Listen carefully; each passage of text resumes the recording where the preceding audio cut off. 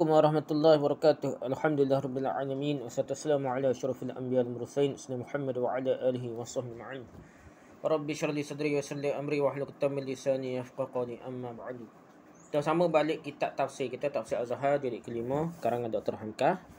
Kita masih baca surah Hud ayat ke-84 dah. 84 hingga kepada 90. 84 hingga 90 dah. Surah Hud lagi kita baca. A'udzubillahi minasyaitonir rajim. Bismillahirrahmanirrahim.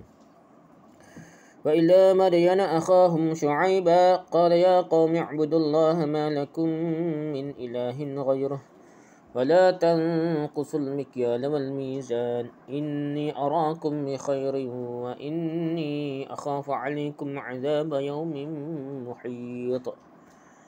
Dan kepada Madian, saudara mereka, anak beradik mereka lah, Syuaib lah.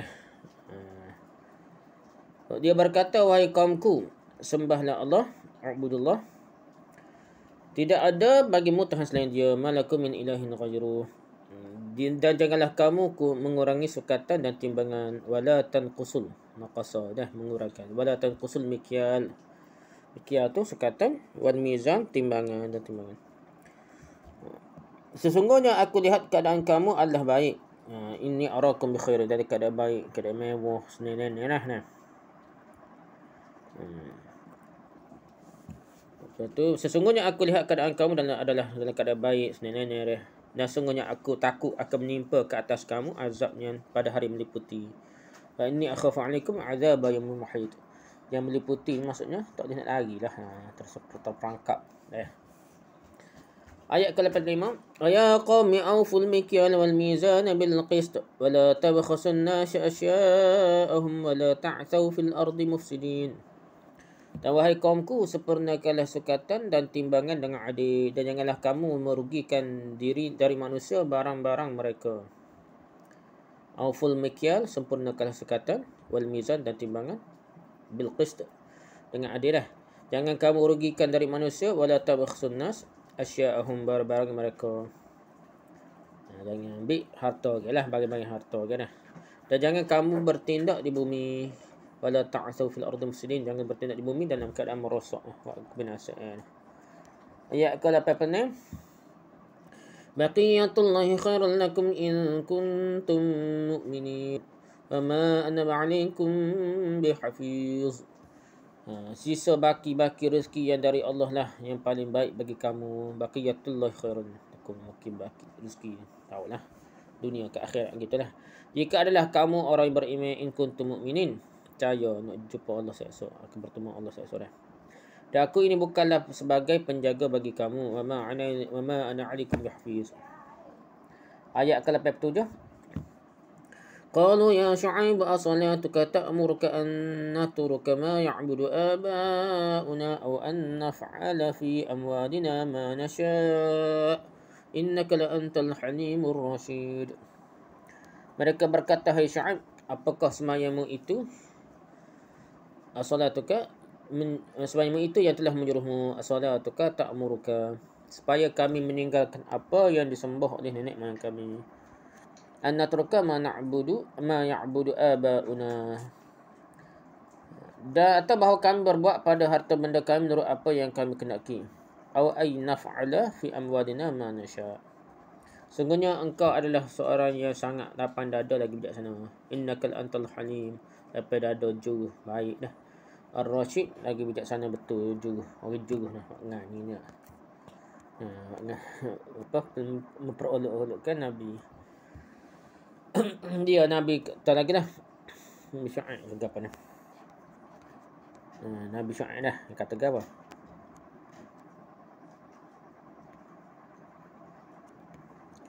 Ya kata apa? Ayat 88. Qala ya qaumi araitum in kuntu ala bayyinatin min rabbi wa razaqani minhu rizqan hasana wa ma uridu an ukhalifakum ila ma anhaakum anhu in uridu illa al-islah mastata'tu wa ma tawfiqi illa billah alaihi tawakkaltu wa ilaihi unib.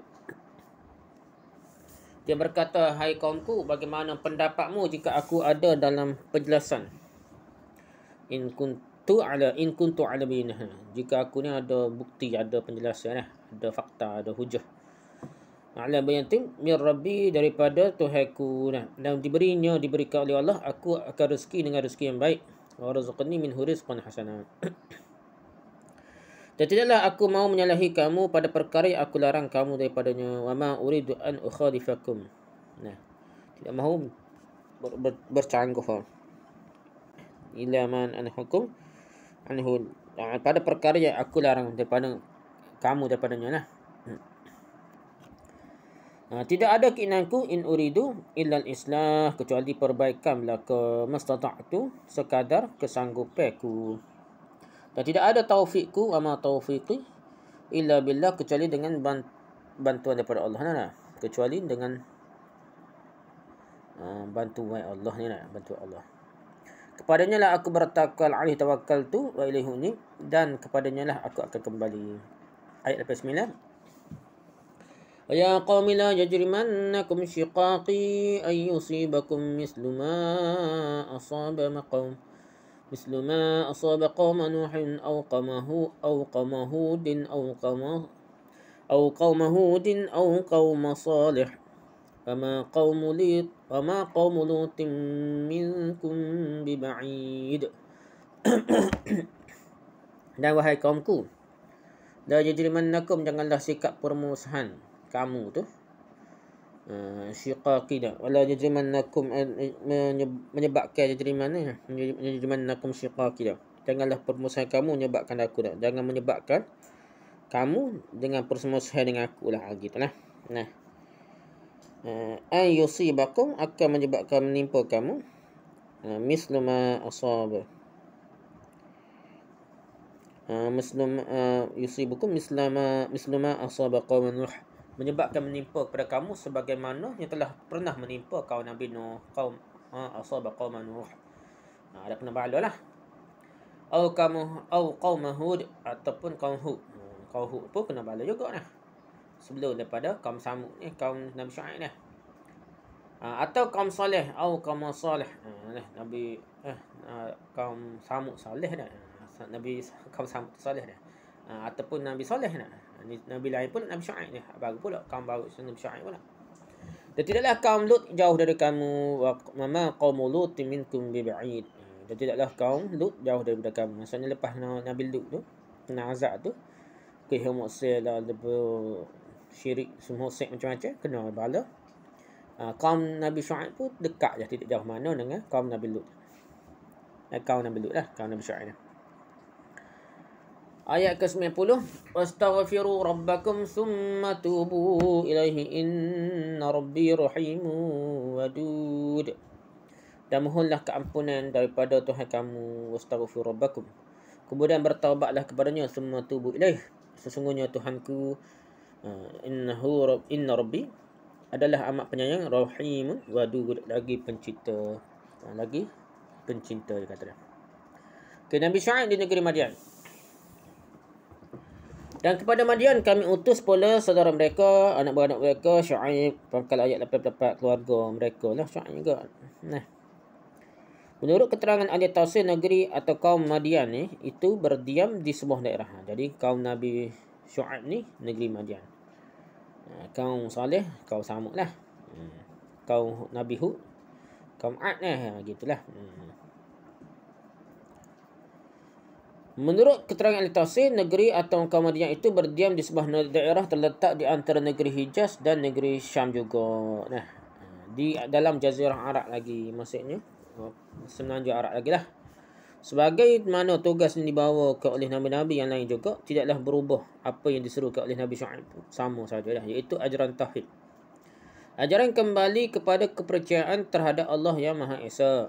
Sebab itulah dia berkata, wahai kaumku, sembahlah oleh kamu akan Allah. Tidak ada bagimu selain Tuhan selain dia. Lalu diteruskannya pula, dan janganlah kamu kurangi sukatan dan timbangan. Di sinilah kita bertemu rahsia kesatuan ajaran Islam yang menjadi pokok pegangan pertama bagi seorang Muslim menurut ajaran yang dibawa oleh sekalian Rasul, ialah percaya kepada Allah SWT sebagai penguasa tertinggi dalam alam ini. Hak tu nombor satu dah. Sebelum bicara bab lain, sebelum bicara bab timbangan ke apa, cara kepada tauhid dulu dah. Dan sebab itu ada setengah tu dia. Dia masuk Islam, masuk banyak kali lah agama dia. Saya kata siapa naik agama dia. Lepas tu keluar murtad Islam dah. Dia kata serupa. Dia duk cerita cara semayang. Dia cara ketahid. Dia duk cara benda-benda lain lah. Dia seolah duk bicara rohani. Rohani dia. Rohani. Di perasaan hati. Dia terang ni dia rasa tak sedap. Dia tidak cara bak tauhid. Tak kena dah. Dia kena cara tauhid dulu. Tak logik. Betul. Banyak logik kalau kita sembah. Yang selain dia tidak berkuasa yang makhluk supaya kita berlaku dah. Tak wali nah. Roh ataupun ataupun dewa-dewa. Tak wali tu dewa-dewa dah. Adakah itu sepatutnya cara benda lain, cara ke perasaan rohani. Nah. Ini satu penyakit yang tidak betul lah. Jadi tauhid dalam dakwah, dalam agama ni tauhid dulu baru cara benda lain lah. Dia Allah SWT ini hanyalah satu, tiada bersekutu yang lain dengan dia. Lantaran dialah pencipta alam. Dia pula lah yang mengatur alam semua sekali ini, iaitu segala makhluk-makhluk Allah di permukaan bumi ini hidup dalam rukun dan dalam keadaan damai. Jangan ada yang aniaya dan kebohongan, pemalsuan dan penipuan. Oleh sebab itulah hendaklah pula dia berlaku jujur dalam ekonomi. Jangan menganiayai hak-hak orang lain. Jangan mengurangi sukatan, gantan dan timbangan.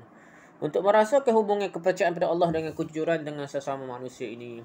Percaya kepada Tuhan lah, beriman dulu baru kita berasa kita nak jujur, takut makan harta orang lain. Saya nak korang tipu orang dah.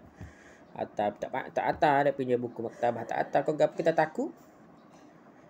Kerana kita percaya pada Tuhan. Kita takut Allah tanya kita esok-esok. Bolehlah kita perhatikan surah Ar-Rahman. Surah ke-55 pada ayat ke-7 diterangkan bahawasanya langit diangkat oleh Tuhan Allah. Lalu Tuhan Allah pun meletakkan mizan timbangan yang sama berat pada alam ini, pada langit dan segala cakar agar supaya kaum manusia janganlah berlaku curang pada timbangan. Ayat ke-8. Jadi Allah timbang, sebelum Allah timbang amal yang kita esok, kita kena berlaku adil lah. Yang timbangan biar tepat, betul, jangan tipu dah. Dan hendaklah mendirikan pertimbangan itu dengan adil dan jangan merugikan hak orang lain. Ayat ke-9. Kerana bumi ini dihamparkan macam tika atau Allah ialah tempat berdiamnya manusia. Ayat ke-10 ayat sementara ni. Pasal kita ni setipis kulit bawah ni. Bumi ni daripada tepak bawah lava, tepak panas bawah ni, bumi ni sebenarnya setipis kulit bawah saja dah. Setipis kulit bawah kalau nak kira dengan luah besar bumi ni, setipis kulit bawah saja. Bumi lantar untuk kita duduk dah. Itulah intisari peringatan Nabi Syuaib kepada kaumnya, orang Madian. Gitulah. So kita mikir dah. Kita boleh hidup ni, mujur Allah buat bumi, tempat tanah ni kita boleh duduk dengan keadaan sejuk, tidak panas macam dalam bumi. Dan sekadar lapis kalau kita banding dengan bawah, senipis kulit bawah tu lah permukaan bumi hak kita boleh duduk dah. Mujur Allah buat macam hamparan gitu. Hak bawah tu panas lah. Itulah intisari peringatan Nabi Syuaib kepada kaumnya orang Madian, iaitu supaya membulatkan akidah kepada Tuhan Yang Maha Esa dan berlaku jujur dengan sesama manusia. Sesungguhnya aku lihat keadaan kamu adalah baik ni. Keadaan kata makmur, maju, sedap duduk dah. Artinya aku melihat bahawa keadaan hidup kamu baik, ekonomi baik, perniagaan berjalan lancar, pertanian pun berhasil baik, hidup kalian senang lenang. Kerana berkat yang diberikan oleh Allah jua. Lantaran itu tidaklah layak kamu berlaku curang dalam perniagaan, dalam sukatan dan timbangan. Sungguhnya aku takut akan menimpa ke atas kamu azab pada hari yang meliputi hujung 84 hari yang tak boleh lari dah. Dalam kata-kata syair ini telahlah dapat kita lihat bahawa perekonomian kaumnya dalam keadaan baik. Tanah subur, hasil yang menyenangkan, dan sebab itu kekayaan pun berlimpah ruah dah. Berlimpah-limpah. Tapi sebagai gejala dari hawa nafsu manusia, apabila suatu kali kemewahan itu telah mempengaruhi diri dia, jadi Tuhan harta benda ni, orang boleh saja berlaku curang. Orang akan mencari keuntungan untuk dirinya sendiri dengan merugikan orang lain. Padahal kejujuran adalah modal yang kekal dan tahan lama, sedangkan kecurangan adalah kekayaan yang sementara yang tidak lama kemudian akan menimbulkan kegelisahan dalam masyarakat. Tak tenang lah. Kerana orang tidak mempercayai satu sama lain lagi, sebab itu maka adil dan makmur menjadi hilang. Dalam suruhannya ini, Nabi Syuaib telah memberikan peringatan agar kaumnya kembali kepada pangkal dan pokok pendirian, iaitu sedar kembali kepada Allah, tunduk kepada perintah Allah dulu. Gapo-gapo kena tuju pada Allah, bukan pada asal hati. Nak cari tenang lah kononnya dah. Bukan cari nak tenang tu kena tauhid dulu dah. Kena tenang tak cari tauhid. Tak betul dah. Tunduk kepada perintah Allah dan jangan persekutukan Allah dengan yang lain. Itu poin utama Islam masuk Islam. Bukan nak sembahyang gitu dah. Sembahyang tu betul, tapi biar tauhid dulu satu. Sebab kalau Allah telah didurhakai, hawa nafsu sendiri yang terkemuka sehingga kebenaran dilangkahi, azab siksa mestilah datang. Itu azab yang meliputi. Bukan orang yang curang saja yang akan terkena, orang-orang yang jujur pun akan turut teraniaya. Itulah yang dinamai kesengsaraan yang berata, yang meliputi dia. Di sini nampaklah bahawa undang-undang buatan manusia sajalah mencukupi. Sebab manusia boleh saja mencari berbagai dalih atau helah untuk melanggar undang-undang manusia ni tak. Orang kaya tak. Payah benar nak masuk jaga ni. Ya adalah rayu-rayu lepas ni. Belik ke dia dah. Itu dunia lah. Nah, mudah manusia. Bahkan pembuat undang-undang itu sendiri tidaklah ada yang akan menuntutnya. Kalau dia sendiri yang melanggarnya, ada pemimpin-pemimpin melanggar undang-undang, ada lebih sepelek lepas ni. Itulah sebabnya maka hati wajiblah ditundukkan terlebih dahulu kepada Allah, takut termakan harta haram, harta orang dah. Itu dulu dah. Dan wahai kaumku, sempurnakanlah sukatan dan timbangan dengan adil. Dengan memulai ucapan dengan wahai kaumku, jelaslah rasa cinta dan rasa kasih sayang. Kerana kaumnya itu bukanlah orang lain. Baginya mereka adalah saudara kandungnya, ada beranaknya, ada beradik dia dah. Diserukannya supaya membuat sukatan dan timbangan yang adil, iaitu menurut ukuran yang telah ditentukan bersama, menurut uruf kebiasaan yang telah diputuskan oleh masyarakat. Misalnya satu sukat ialah 4 gantan. Satu gantan sekian genggam dan seterusnya lah, ikutlah. Ikut uruf masuk dah. Zaman kita lah ni kilogram banyak kan. Hendaklah diukur sukatan dan timbangan itu dengan adil, iaitu menurut apa yang telah diputuskan bersama. Dan janganlah kamu rugikan dari manusia barang-barang mereka, iaitu untuk menguatkan keadilan tadi. Janganlah berbeza-beza sukatan dan gantang pembeli dengan sukat dan gantang penjual. Biar sama dah. Biar adil. Biar betul. Misalnya untuk pembeli disediakan sukat yang lebih besar. Dan untuk penjual disediakan sukat yang lebih kecil isiannya dah. Janganlah. Dengan demikian si pembeli dan si penjual sama-sama dirugikan. Untuk keuntungan diri sendiri inilah pula yang tegaskan dalam surah Al-Mutaffifin. Surah ke-83 ayat 1 sampailah ayat ketiga. Nah. Neraka wailun bagi orang-orang yang curang, yang apabila dia meminta orang lain menimbang, dia merugikan orang lain. Tidakkah mereka percaya bahawa mereka kelak akan dibangkitkan? Dia kalau dia ni nak tepat lah, kau kan nak kurang dah.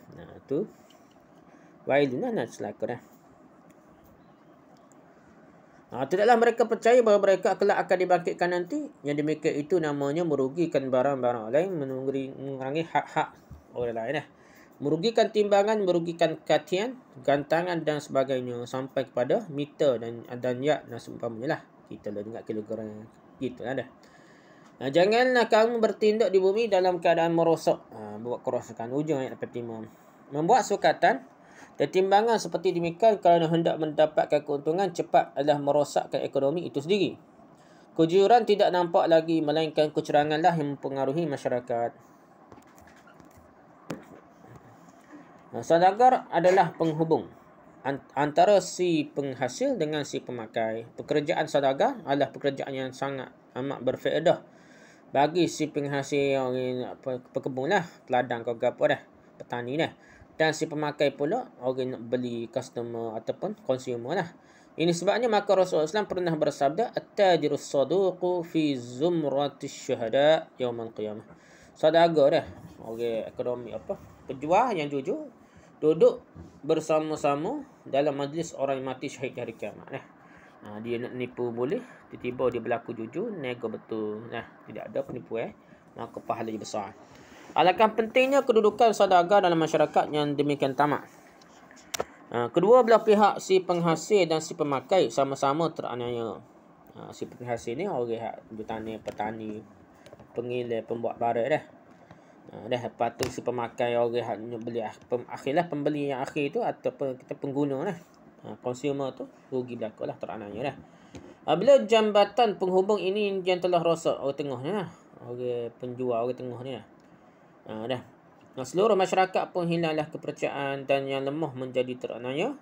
Lama-lama kepercayaan orang kepada si saudagar dan itu pun akan hilang pula. Nilai-nilai kemuliaan budi menjadi hilang, jiwa menjadi kasar. Badikah badikah kinah bukan nak tolong menolong dah. Bukan nak tolong masyarakat, bukan kita nego jual ni matlamat je. Kaya duit tu boleh lah, tapi yang pentingnya supaya masyarakat kita boleh berkala makanan yang sesuai, pakaian, peralatan, ala benda-benda yang diperlukan oleh masyarakat, nak tolong mereka, nak cari payah kita tolong jual gitu dah. Upah kita tolong ambil barang jual dah, gitulah harap kita tolong masyarakat. Baru betul dah. Ada pepatah Melayu yang terkenal, jangan menangguk di air keruh. Gitulah dah. Sekarang selagi kena lah nego setengah tu duk main pitih, bukan ya matlamat pitih. Tu terlibat dengan MLM, multi-level marketing penipuan banyak dah. Sebab masyarakat kita bukan matlamat yang tolong masyarakat. Dia bukan nak jual barang untuk tolong masyarakat supaya mudah nak ambil barang tersebut, kita tolong jual. Upah lah kita sikit gitu. Tak. Dia mikirnya nak pitih banyak. Sekali terlibat dengan multi-level marketing. Banyaklah forex dah main pitih apa? Jual beli ware. Tangguh lah emas lah yang tangguh ni. Ansuran lah yang menyebabkan berlakunya riba. Banyaklah berlaku keharaman dah. Kerana matlamat dia kaya dah. Tu je matlamat dia dah. Pitih bukan nak tolong masyarakat. Niat tak betul lah kita kata dah. Tak apa ikhlas. Ada pepatah Melayu yang terkenal, jangan menangguk di air keruh. Lalu seorang saudagar yang ingin lekas kaya menjawab, kalau air tidak keruh, tentu kita tidak dapat menangguk ikan selama-lamanya dah. Pisah air terkeruh, biar air itu tak nampak, ikan tak nampak dalam air, boleh mudah nak ikat dah. Padahal dalam hukum ekonomi yang sejati, tidaklah ada orang yang ingin selalu keruh. Orang ingin yang keruh itu supaya lekas jenis juga dah. Maka si penangguk lama kelamaan hilanglah kepercayaan, kehilangan pasaran juga dah. Sebab tidak berani dia mencari air yang jernih. Kerana telah biasa dalam air keruh saja, akhirnya dia pun terpaksa gulung tikar. Bisnes pun rugi dah. Ayat telah menjelaskan bahawa orang-orang yang mencurangkan sukatan dan timbangan itu adalah orang yang merosok di muka bumi. Mereka merosakkan ekonomi. Rosak ekonomi berpangkal dari jiwa yang rosak. Maka seluruh hubungan masyarakat akan menjadi rosak. Kepercayaan di antara satu dengan yang lain akan habis. Satu dosa akan diikuti oleh dosa yang lain. Inilah yang dinamai di zaman sekarang dengan nama masyarakat yang korup, masyarakat yang rasuah. Masyarakat yang korup ataupun rasuah, masyarakat ditegakkan di atas kecurangan, menimbulkan kekayaan dan mencari keuntungan peribadi kerana mementingkan diri sendiri sahaja. Maka orang yang miskin dan teraniaya akan mengeluh dan berdendam. Segolongan kecil manusia hidup senang dengan mengisap darah golongan yang terbesar, masyarakat yang aman. Itulah yang diisyaratkan di hujung ayat tentang kerosakan di muka bumi. Disebut oleh Nabi Syuaib dalam ukuran masyarakat zaman kuno yang berurat pada pertanian zaman dulu dan pertunakan, yang dapat kita kiaskan pada masyarakat moden sekarang ni. Macam-macam lagi lah, banyak kau lagi lah. Menurut sebuah riwayat dari Ibn Jarir dan Abi Syekh dari Ibn Abbas, bahawa Ibn Abbas menafsirkan bunyi ayat, sesungguhnya aku lihat keadaan kamu adalah keadaan baik. Senang-senang. Tafsirnya ialah harga barang-barang keperluan sehari-hari murah dan boleh dibeli. Itu pendapat tu lah. Dan bunyi ayat, aku takut akan menimpa kepada kamu azab pada hari yang meliputi. Bila tafsirkan ialah bahawa harga barang-barang keperluan sehari membumbung tinggi lah. Maka ni pendapat lah. Maka dalam ayat menceritakan kisah Nabi Syuaib ini, dan menilik tafsir yang dikemukakan oleh Ibn Abbas itu, nampaknya beliau membayangkan suatu ilmu ekonomi lah. Khusus pada ilmu ekonomi lah. Salah satu maksud ayat lah, bukan seluruhnya sini. Bahawa kenaikan harga barang sehingga tidak terkendalikan lagi, banyak sangkut pautnya dengan kecurangan sukatan dan timbangan dah. Badi naik harga barang ni, kawal harga barang, menyebabkan pakat nyanyi berlaku dah. Dalam ilmu ekonomi moden pun kata-kata itu dapat disimpulkan dalam spekulasi dan manipulasi panggil dah, atau menimbul barang keperluan sehari-hari yang vital, yang keperluan lah, keperluan asah sehingga orang banyak menderita. Ayat selanjutnya melukiskan sambungan perkataan Nabi Syuaib kepada kaumnya. Sisa rezeki dari Allah lah yang paling baik untuk kamu. Pangkal ayat 86. Sisa rezeki dari Allah lebih tepat lagi jika disebut dengan kata lain, laba asli dari Tuhan. Rezeki dari Allah tu, sisa baki rezeki dari Allah tu maksudnya laba keuntungan asli dari Tuhan, iaitu laba keuntungan yang didapatkan dengan jalan yang halal, Tidak merugikan orang lain walaupun datanya tidak membanjir laksana rezeki harimau dah. Mungkin banyak belutur, tidak banyak, utuh sikit-sikit ya dah. Dah. Biar sedikit-sedikit tak demi sedikit tapi tetap stabil nah. Yang begitu lebih halal, lebih nyaman daripada membanjir dengannya daripada utuh banyak sekaligus lepas tu kata beli lagi. Gitulah. Jangan utuh nego ni nak utuh margin persentif keuntungan itu banyak lalu dah. Biar utuh sikit tapi lebih baik. Nah, menyebabkan orang kekal membeli, banyak beli, utuh juga dah. Tetapi tidak dengan jalan yang halal. Kalau membajir sekaligus banyak pun tidak dengan cara halal, lebih baik yang halal. Tidak cara yang halal, cara haram lebih baik ambil halal lah walaupun sikit-sikit dah. Dan ini hanya dapat dirasakan oleh orang yang beriman kepada Allah sahaja. Itulah dijelaskan pada lanjutan ayat. Jika adalah kamu orang-orang beriman. Sebab dengan iman itu kita selalu merasai ada hubungan baik dengan Allah. Dan kerana ada hubungan yang baik dengan Allah itu tidak mesti menimbulkan pula hubungan yang baik dengan sesama manusia. Asal-asal kita nak berhubung baik. Pertama tauhid. Lepas tu berhubung baik dengan Tuhan. Lepas tu barulah kita hubungan baik dengan manusia dah. Aku tidak dapat hidup sendirian di atas permukaan bumi ini. Apalah artinya hidupku ini kalau aku mendapat keuntungan yang besar dengan merugikan orang lain. Tak sial ke orang lain dah. Padahal kalau semua orang mati, tinggal aku sendiri yang hidup, tidaklah aku dapat melanjutkan hidup ini sendirian juga. Kita hidup ni saling tolong-menolong. Selain bergantung di antara satu sama lain. Ekonomi hidup ni kerana ada susah. Ada kata, Tuhan ni tak sial korang. Ada orang etis lah. Dia kata Tuhan ni, apa lah buat orang sakit, ramai orang sakit duduk hospital ke apa dah. Dia tak fikir tu. Kalau hospital tak ada sakit, tak ada hospital, tak ada lah jual ubat, tak ada lah buat ubat, tak ada lah doktor, tak ada lah nurse, tak ada sumber pekerjaan yang banyak diperlukan masyarakat. Pasti je. Nah, sistem ekonomi ni ada kaya, ada miskin, ada macam-macam bidang. Ada orang jual makan nasi, ada jual ikan, ada jual air. Kalau semua buat benda tu tak hidup ekonomi dah. Kita tak ada nak cari ikan, nak cari air, kita beli dengan orang jual ikan, jual air. Kita ada orang tu, dia bodoh, anak-anak perlu kepada ilmu dah. Jadi ada orang ngajar. Jadi itulah sistem kehidupan, saling tolong-menolong, saling perlu memerlukan antara sama lain dah. Antara satu sama lain. Sisa rezeki dari Allah iaitu keuntungan kecil tapi tetap yang membuat hati jadi tenteram dah. Menyebabkan jiwa berkembang dah. Atau kata kadang-kadang sebenarnya sepatutnya saya kok. Sepatutnya kita bergantung dengan Allah, tapi setengah tu orang ni dia bergantung dengan gaji tetap lah. Gaji apa kata? Makan gaji istilah kita lah ni. Jadi dia tidak urusan mana lah. Dah. Tapi kena ingat tu sebenarnya rezeki dari Allah, bukan rezeki dari majikan kita, kerajaan kita dah. Government kita, tapi daripada Allah juga asalnya dah. Kecil tak tidak banyak pun dia stabil lah. Orang bisnes ni kalau dia auto banyak boleh beli Mercedes sekaligus ni. Lepas tu kalau tak kawal kat nunggunya dah. Haju boleh tak ada bisnes dah. Kadang-kadang PKP dulu banyak mana syarikat boleh tekan dah. Gitulah masalah dah. Risiko ada risiko. Dia butuh tu banyak tapi risiko lah masa ekonomi tak baik ke apa orang tak beli kat letih halik kita negara dah. Tak apalah, yang pentingnya sisa rezeki dari Allah iaitu keuntungan kecil tetapi tetap yang membuat hati jadi tenteram, menyebabkan jiwa berkembang, hati terbuka dan hubungan cinta sama manusia menjadi murni. Sehingga keuntungan itu pun menimbulkan silaturahmi dengan orang lain ataupun ukhuwah lah, hubungan persaudaraan yang baik dengan orang lain. Lalu saling beramal yang soleh lah. Maka tinggallah bekas-bekas yang baik dalam dunia ini dan pahala yang besar di akhirat nanti waktu kita nak lah. Ibn Abbas menafsirkan sisa yang baik dari Allah itu ialah rezeki yang halal. Itu Ibn Abbas diberi tafsiran. Mujahid pula menafsirkannya taat kepada Allah. Artinya bahawa rezeki yang halal itu dengan sendirinya menuntut pada taat kepada Allah. Kita cari rezeki yang baik, kita buat ibadah taat kepada Allah. Berkat pula lepas tu. Ar-Rabi' menafsirkan wasiat dari Allah. Artinya bahawasanya sedekah yang demikian itu di bawah perlindungan Allah. Wasiat ni perlindungan Allah maksudnya. Al-Faruq menafsirkan selalu mendekati Allah.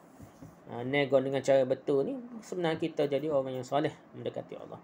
Qatadah menafsirkan pula selalu mendapat kejayaan sukses, kejayaan dari Tuhan. Dan di akhir ayat menyambunglah lagi Nabi Syuaib. Dan aku ini bukanlah sebagai penjaga bagi kamu, mungkin nak jagamu, kita jaga kamu dah. Aku royak asas-asas lah. Perkara penting lah. Artinya bahawa perkataan yang bunyinya agak pahit ini wajiblah aku sampaikan kerana aku ini adalah saudara kamu. Bukan nak jaga tepi kainmu, tapi aku ni adik-beradikmu, adik-beradikmu beri nasihat betul. Kalau kamu teruskan juga kecurangan ini, bahaya mesti datang kekacauan, huru-hara, hasad dengki, perebutan pengaruh di antara kaya, sesama-sama kaya tak balas berebut dah. Bisnes sama bisnes jatuh-jatuh dan orang politik dengan orang politik. Dan dendam si miskin pada si kaya dan kutukan Allah terus-menerus dah. Dan kali itu terjadi, tidaklah ada padaku daya upaya dan kekuatan buat membela kamu, buat memelihara kamu, dan tidaklah ada tenagaku buat membendung bahaya itu lagi. Menilik susunan kata Nabi Syuaib dalam ayat ini yang selalu dimulainya dengan kalimah wahai kaumku. Nampaklah terlantarnya rasa cinta kasih seorang saudara kepada saudaranya, anak beranak dia dah. Kata yang timbul dari perasaan yang halus sehingga Nabi Syuaib disebut oleh Nabi Muhammad SAW Khatibul Anbiya, ahli pidato di antara Nabi. Pidato dah Nabi Syuaib. Seruan yang timbul dari cinta kasih disebut oleh kaumnya dengan dingin, disambut oleh kaumnya dengan dingin. Jadi tak sama mana dah, tak cara mana. Mereka berkata, hai Syuaib, apakah sembahyangmu tu yang telah menyuruhmu supaya kamu meninggalkan apa yang disembahkan oleh nenek moyang kami dah? Pangkat Nabi 7. Pertanyaan ini penuh dengan perasaan cemuhan ataupun kebencian. Mereka melihat Nabi Syuaib mengerjakan sembahyang dengan caranya sendiri, tak serupa lain lah, menyembah Allah yang Maha Esa saja. Berbeza sangat dengan sembahyang mereka memuja-muja berhala, tok wali, tok guru dah, tok alim, orang soleh, wali-wali, orang pertengahan dengan antara Allah dengan dia, tawasul dengan dia, orang soleh dengan Allah tu tak. Tuhan ni jauh tak apa dengar, guna orang pertengahan nak dewa-dewa dah, wali-wali nabah dan benda-benda yang lain dah perantara dengan Allah tu. Kerana selalu melakukan sembahyang sendiri itu, kaumnya melihat bahawa Nabi Syuaib dari sehari ke sehari berubah. Tak ikut cara demo lah, tak puja, tak kun berhala dah, gambar dah. Dia bertambah lama, bertambah jauh dari mereka. Dia bertambah benci kepada cara mereka sembahyang menyembah berhala. Sembah berhala ni kerana dia jadi perantara ruh bagi mereka dah. Tuhan ni jauh, tak dengar mana dah.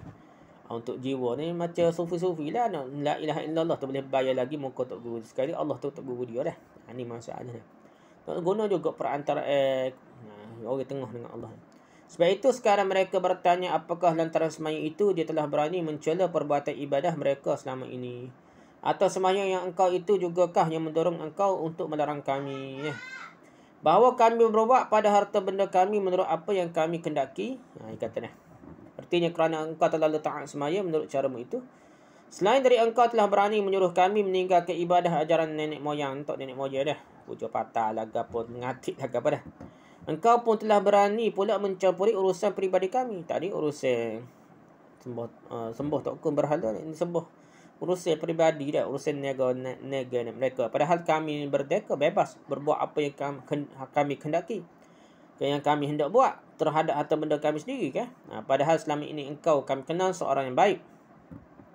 Sesungguhnya engkau adalah seorang yang sangat lapang dada dan bijaksana. Hujung ayat 87. Di hujung ayat ini kita dapatilah penghargaan kaumnya kepadanya selama ini.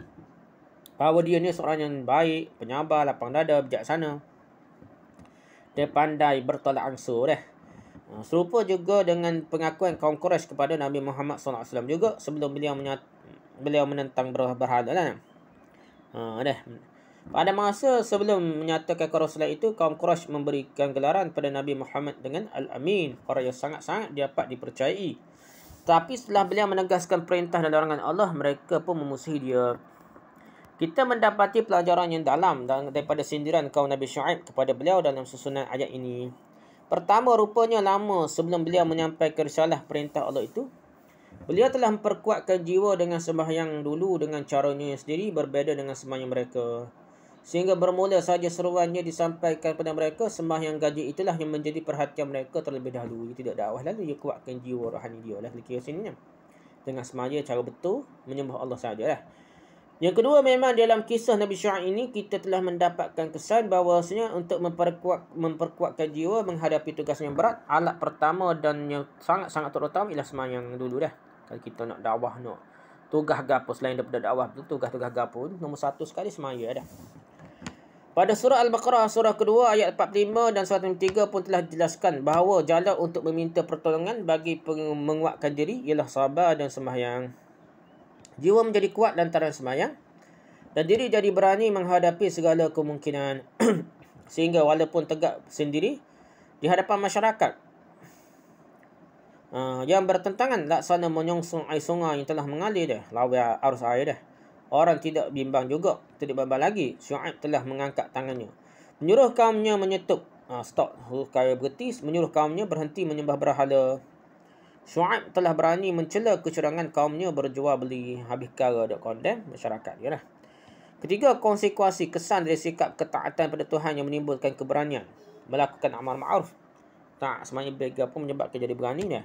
Amal ma'ruf nahi munkar itu ialah cemohan, bahkan sembahyang itu sendiri pun dicemuhkan juga dah. Habis kagaklah dia kesal daripada sikap taat pada Tuhan itu. Siapa ko buat amaran benar orang cemuh lah ko, pakat marah lah ko Nabi Syuaib. Ini pun akan kita rasakan sampai sekarang, walaupun jarak kita dengan zaman Nabi Syuaib telah berabad-abad lamanya. Demikian juga jarak kita dengan Nabi kita Muhammad SAW tu lamalah 1400 tahun lebih dah. Beliau seorang yang taat beragama, tidak pernah meninggalkan sembahyang 5 waktu.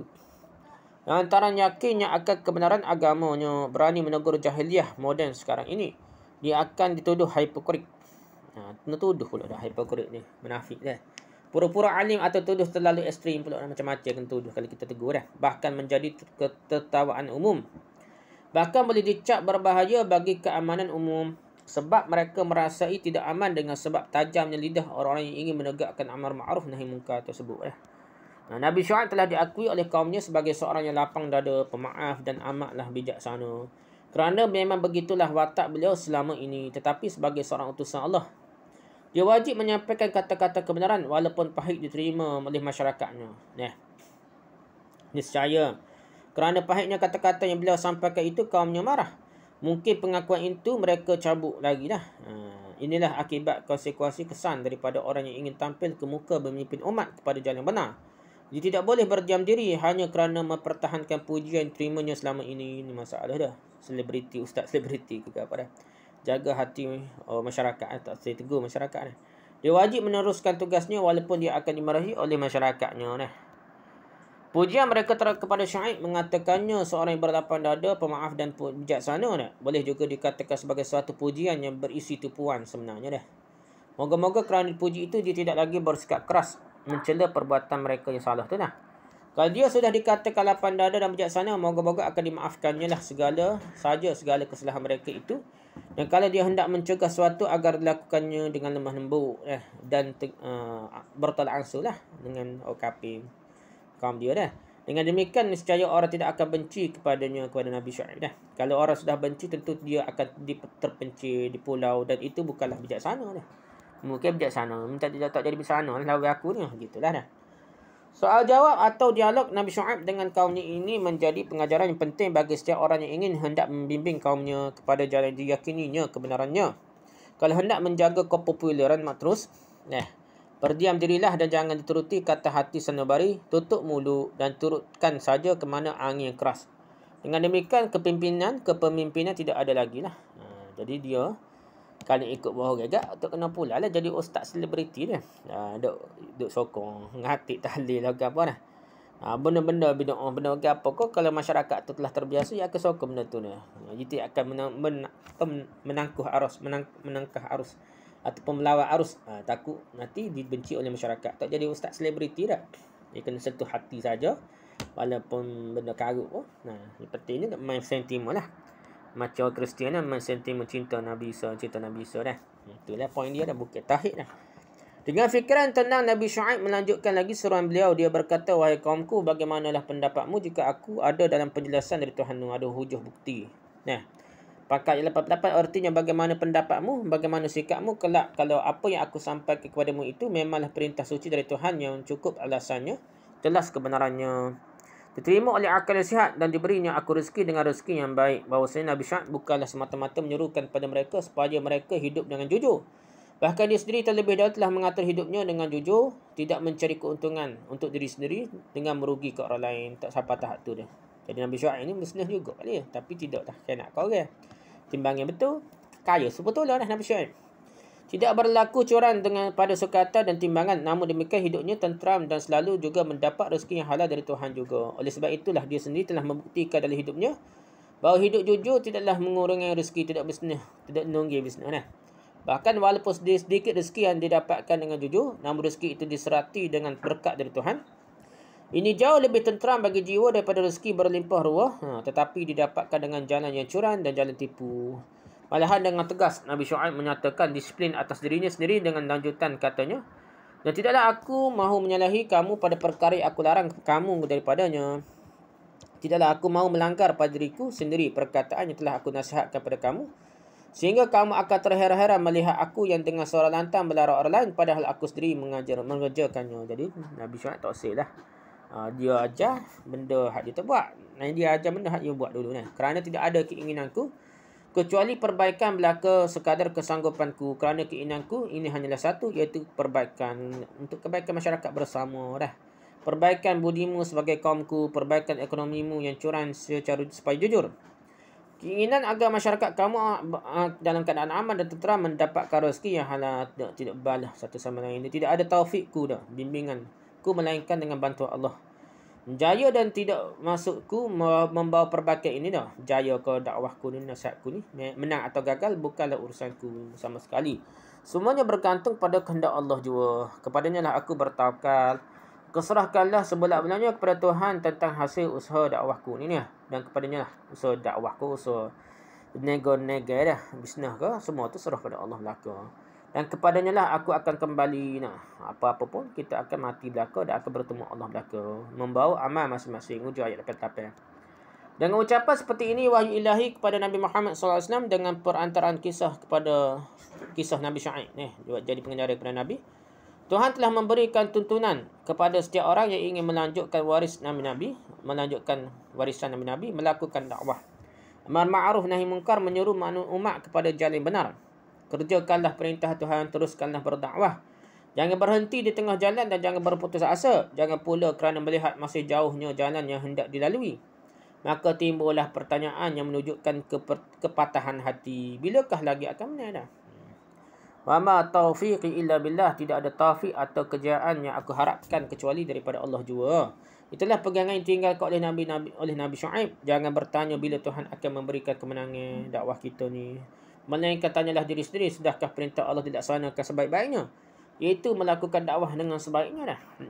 Seruan yang disampaikan oleh Nabi Syuaib yang tidak mau berhenti-henti walaupun betapa besar rintangan dan penolakan kaumnya dah. Kaum Samud dah. Kaum Samud dah, kaum Madian ni. Nabi Saleh kaum Samud ni, Nabi Madian kaum di Madian. Kaumnya kian lama kian menimbulkan permusuhan dengan dalam sikap kaumnya kepada diri beliau. Lalu beliau lanjutkan seruannya. Dan wahai kaumku, janganlah kiranya sikap permusuhan kamu kepadaku akan menyebabkan menimpa kepada kamu sebagaimana telah pernah menimpa kaum Nuh dan kaum Hud ataupun kaum Saleh.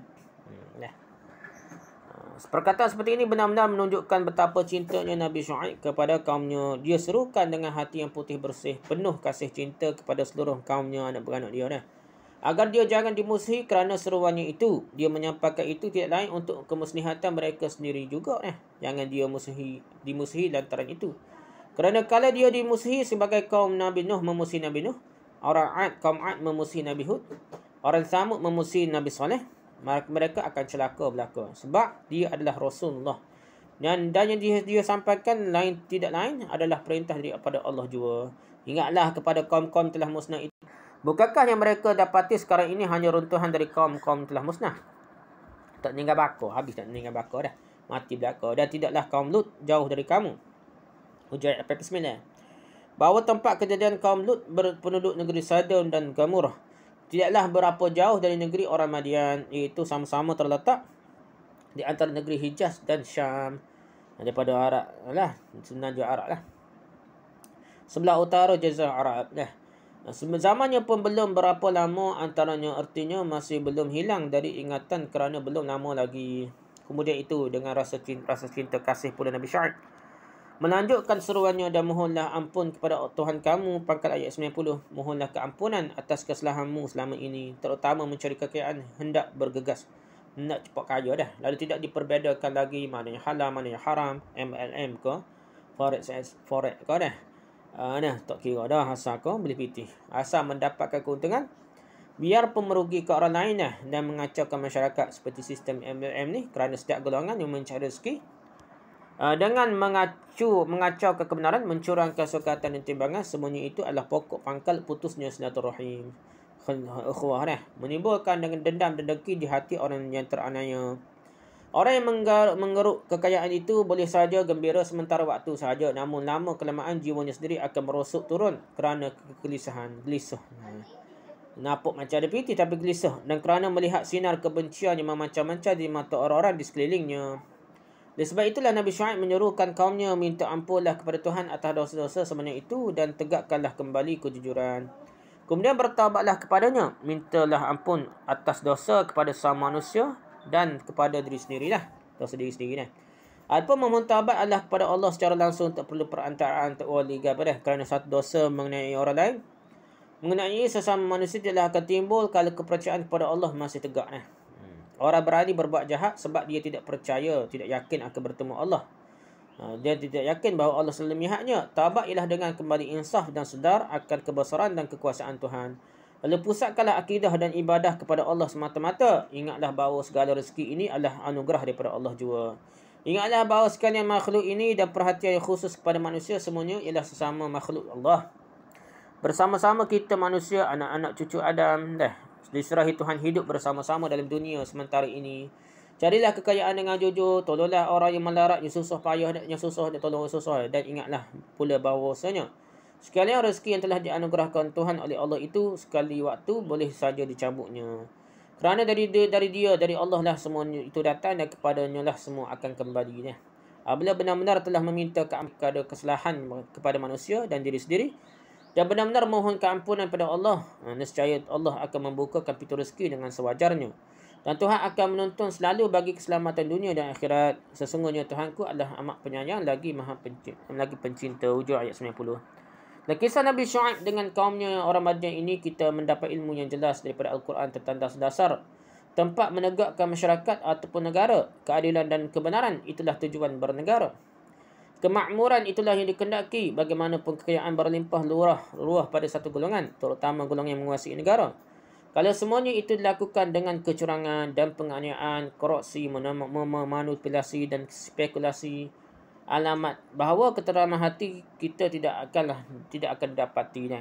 Segala teori ekonomi boleh saja dikemukakan oleh orang, tetapi namun segala teori yang mengingkari pentingnya mental agama bagi menegakkan ekonomi adalah teori yang gagal. Seorang bekas ekonomi, orang ekonomi yang ternama dari zaman Nazi Hitler, Dr. Skaff, ketika sekitar tahun 1952 datang ziarah ke Indonesia setelah mempelajari pertumbuhan ekonomi Indonesia bagi membangunkan negara yang baru merdeka ini, memberikan laporannya kepada pemerintah Republik Indonesia di waktu itu bahawa faktor kesedaran beragama, tentu saja kesedaran cinta kasih yang menghubungkan di antara peribadi dengan Allah dan peribadi dengan sesama manusia dan peribadi dengan seluruh alam adalah utama dan pertama dalam pembangunan Indonesia khususnya dan dunia umumnya.